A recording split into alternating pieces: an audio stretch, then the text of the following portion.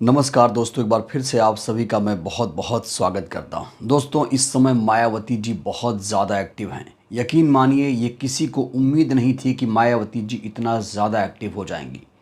दोस्तों, अपनी पार्टी को लेकर वो रणनीति तो बना ही रही हैं, साथ ही साथ देश के अलग अलग जो भी मुद्दे सामने आ रहे हैं उन मुद्दों पर बेबाकी से राय रख रही हैं। दोस्तों, पिछले कई दिनों से आप खुद ही ये देख रहे होंगे, खुद ही ये महसूस कर रहे होंगे कि मायावती जी आजकल बदली बदली सी नज़र आ रही हैं। अब ये वो मायावती जी नहीं हैं जिन पर आरोप लग रहा था कि ये तो चुप रहती हैं, ये तो बीजेपी के दबाव में आ गई हैं, ये तो भारतीय जनता पार्टी की बी टीम है। तमाम धारणाओं को दोस्तों बीएसपी सुप्रीमो ने तोड़ दिया है और इस समय हर मुद्दे पर बेबाकी से बिना डरे बेखौफ होकर राय रख रही हैं। दोस्तों, कहते हैं ना कि चोर की दाढ़ी में तिनका। भारतीय जनता पार्टी की स्थिति यही है। भारतीय जनता पार्टी पर, मोदी जी पर एक गंभीर आरोप लग रहा है। दोस्तों, आरोप यह है कि अदानी का ये संरक्षण करते हैं, अदानी को ये हर प्रोजेक्ट में आगे बढ़ाते हैं। दोस्तों, एक रिपोर्ट है, एक रिसर्च संस्था है हिंडनबर्ग नाम की, आपने नाम सुना होगा। हिंडनबर्ग की एक रिपोर्ट सामने आई है जिसमें कहा गया है कि सेबी का प्रमुख जो है उसका निवेश है अदानी की कंपनी में।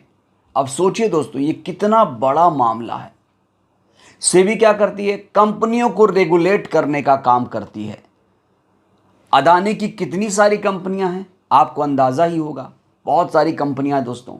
और इसी सेबी प्रमुख का पैसा अदानी की कंपनी में लगा है। दोस्तों, हिंडनबर्ग की रिपोर्ट में कहा गया है कि बहुत बड़ा वित्तीय अनियमितता हुई है, एक बहुत बड़ा घोटाला, बहुत बड़ा खेला चल रहा है। इस बीच सेबी प्रमुख के इस्तीफे की मांग भी तेज होती जा रही है, लेकिन सेबी प्रमुख ने दोस्तों अभी तक इस्तीफा नहीं दिया है।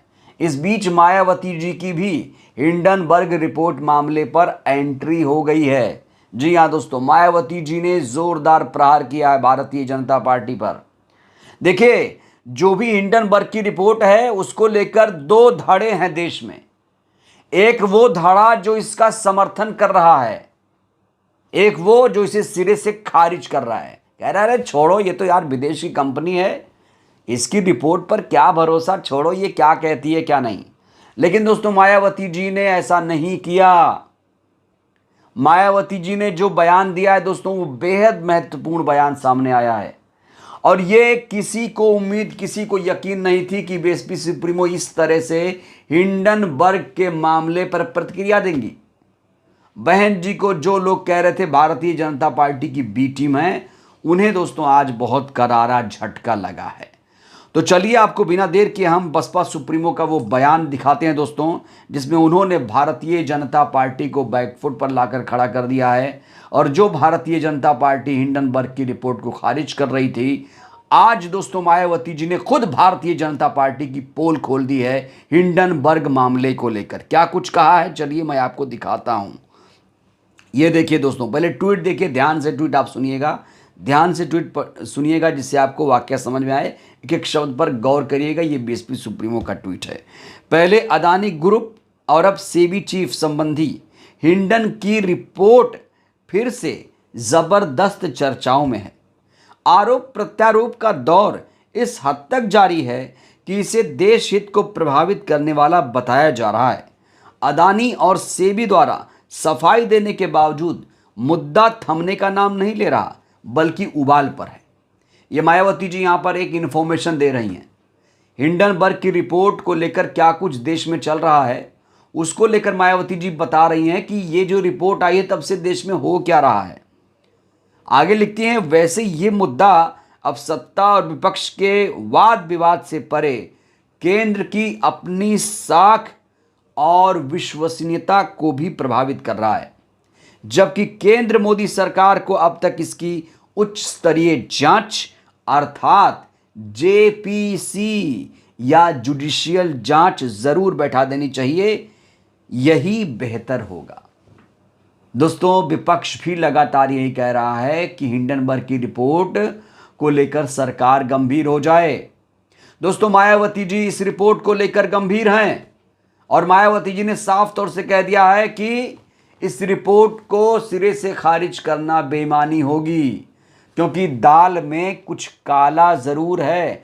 क्योंकि आप जानते हैं कि किस तरीके से दोस्तों सुप्रीम कोर्ट में जाकर सेबी प्रमुख ने अदानी का बचाव किया था, क्लीन चिट दी थी।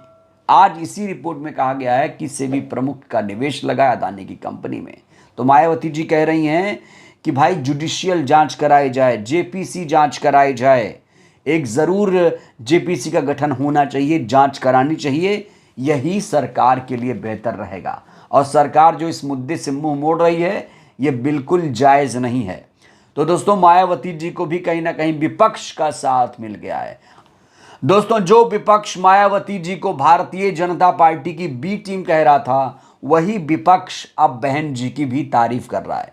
विपक्ष के तमाम नेता दोस्तों बहन जी की तारीफ करते नहीं थक रहे हैं और लोग जो कह रहे थे कि ये बीजेपी की बी टीम है, आज खुद वो दोस्तों एक्सपोज हो गए हैं, क्योंकि बहन जी का ऐसा कोई भी बयान सामने नहीं आया दोस्तों जिससे लगे कि वो बीजेपी की मदद कर रही है या भारतीय जनता पार्टी के दबाव में है। आपने देखा उपचुनाव लड़ने जा रही है, बीएसपी उपचुनाव लड़ने जा रही है और पूरी मजबूती दमदारी के साथ वो चुनाव लड़ने जा रही है दोस्तों। 2-3 प्रत्याशियों के नाम भी फाइनल कर दिए गए हैं और आमतौर पर बसपा उपचुनाव नहीं लड़ती थी, लेकिन अब बसपा उपचुनाव लड़ रही है। जो जो लोग बसपा में खामियां निकालते थे, मायावती जी को कोसते थे, आज सब दोस्तों धीरे धीरे बसपा के साथ आ रहे हैं, बसपा के साथ जुड़ रहे हैं। बहुजन मूवमेंट जो है वो मजबूत हो रहा है। जो सोशल मीडिया के तमाम जो रिपोर्टर थे, जो बहुजन यूट्यूबर थे, वो दोस्तों खुद अब बीएसपी सुप्रीमो की तारीफ कर रहे हैं। इन्हें भी अक्ल आ गई कि भैया हम तो गलत थे, हमें ऐसा नहीं करना चाहिए। अब फिर से दोस्तों इन्होंने बहन जी की खबरें दिखाना शुरू कर दिया। पहले ये लोग जानते हैं कहाँ थे, विपक्ष की खबरें दिखाते थे, सरकार की खबरें भी दिखाते थे, लेकिन बहन जी की खबरों से परहेज करते थे। बोलते थे हम इनकी खबर नहीं दिखाएंगे, हम इनकी खबर दिखा के क्या मिलेगा। लेकिन दोस्तों मायावती जी अब फिर से अपने उसी तेवर में लौट आई हैं। मायावती जी हर मुद्दे पर अपनी राय दे रही हैं और SC/ST रिजर्वेशन के मामले पर दोस्तों जो राय मायावती जी ने रखा, संविधान आरक्षण बचाने का जो संकल्प मायावती जी ने लिया, जिस तरीके से मल्लिकार्जुन खड़गे जो कांग्रेस के अध्यक्ष कह रहे थे कि भाई आरक्षण का श्रेय नेहरू और गांधी जी को देना चाहिए, तो मायावती जी ने कहा खबरदार, आरक्षण का श्रेय सिर्फ और सिर्फ बाबा साहेब को ही जाना चाहिए। तो चाहे मोदी हो, चाहे खड़गे हो, चाहे कोई भी हो, अखिलेश भी हो, किसी को बख्शने के मूड में बहन जी दोस्तों नहीं है और इसीलिए इस समय बहन जी की तारीफ भी हो रही है और जो स्टैंड ले रही हैं दोस्तों वो काबिले गौर है। देखिए मैं तो बार बार कह रहा था भाई बहन जी को कुछ करना पड़ेगा। कुछ लोग कह रहे थे क्यों आप इतना बोलते हो, क्या होगा बोलने से। दोस्तों बोलने से बहुत कुछ होता है। आकाश आनंद की वापसी हो गई, बहन जी एक्टिव हो गई, बहन जी बहुत ही शानदार तरीके से फैसले ले रही हैं और सरकार पर काफ़ी तीखा हमला कर रही हैं। तो दोस्तों जो हम लोग बोलते हैं उसका कहीं ना कहीं असर होता है, व्यापक असर होता है, समाज में असर जाता है उसका कि भाई बहन जी ये कर रही हैं, बहन जी को ये नहीं करना चाहिए था, बहन जी ने ये किया, बहुत अच्छा किया। तो दोस्तों हम लोग क्या करते हैं, हम तो समाज का ही आईना समझिए हमें। बहन जी अच्छा करेंगी तो तारीफ करेंगे, कुछ गलत होगा, कहीं कुछ गलत फैसले होंगे तो उसकी आलोचना भी होगी। जैसे आकाश आनंद के मुद्दे पर भाई बहन जी का फैसला गलत था तो हम लोगों ने कहा भाई बहन जी को ऐसा नहीं करना चाहिए। तो इंसान से भी गलती हो जाती है और बहन जी भी इंसान, ऐसा नहीं है कि वो कोई भगवान है।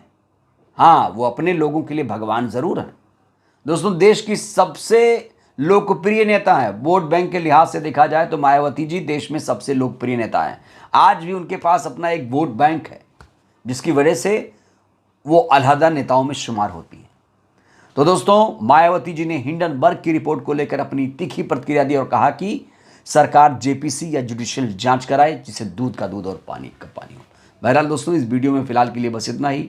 आपको क्या लगता है हिंडनबर्ग की रिपोर्ट को लेकर, आप क्या कहेंगे? क्या हिंडनबर्ग की रिपोर्ट पर आपको भरोसा है? अपनी प्रतिक्रिया दीजिए। बहुत बहुत धन्यवाद, शुक्रिया।